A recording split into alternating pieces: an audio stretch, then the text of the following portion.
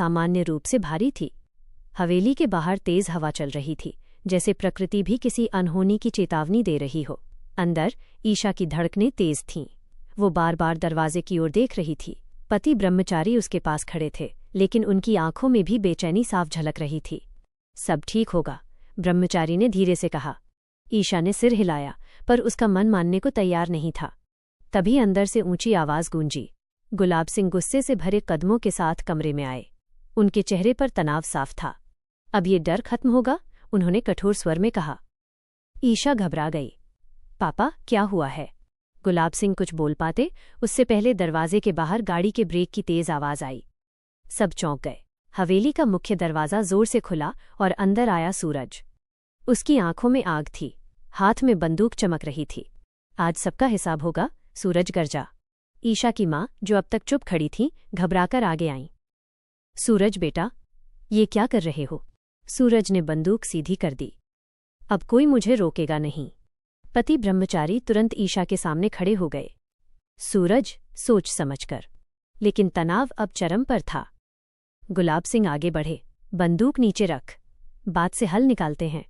सूरज की उंगली ट्रिगर पर कस चुकी थी। समय जैसे थम गया। और फिर धाया।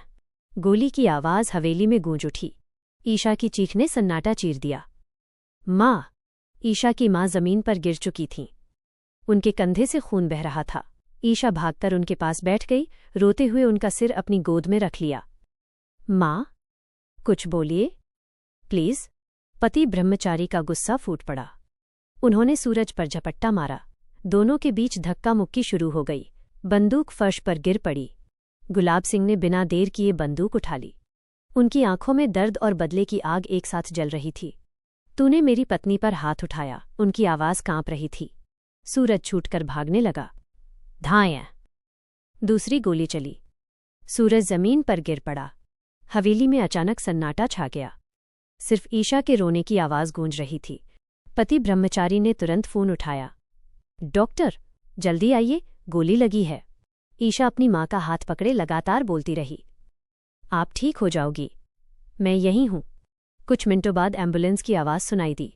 डॉक्टरों ने जल्दी से ईशा की माँ को स्ट्रेचर पर लिटाया। ईशा की आंखों से आंसू रुक नहीं रहे थे। डॉक्टर ने गंभीर स्वर में कहा, स्थिति नाजुक है।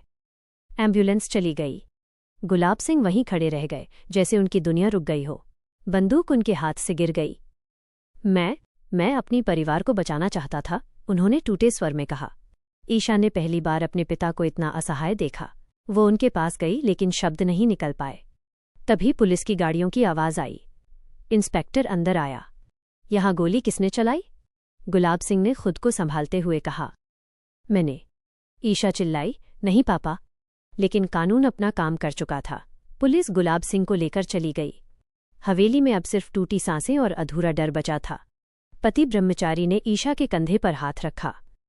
हम लड़ेंगे, सच के लिए। ईशा ने आंसू पोंछे। उसकी आंखों में अब दर्द के साथ एक दृढ़ता थी। ये कहानी यहीं खत्म नहीं होगी। जिसने ये सब किया है, उसका सच सामने आएगा। कैमरा धीरे धीरे दूर जाता है। घायल रिश्ते, बिखरा परिवार और आने वाले तूफान की आहट। क्या आप चाहेंगे कि मैं इस कहानी का अगला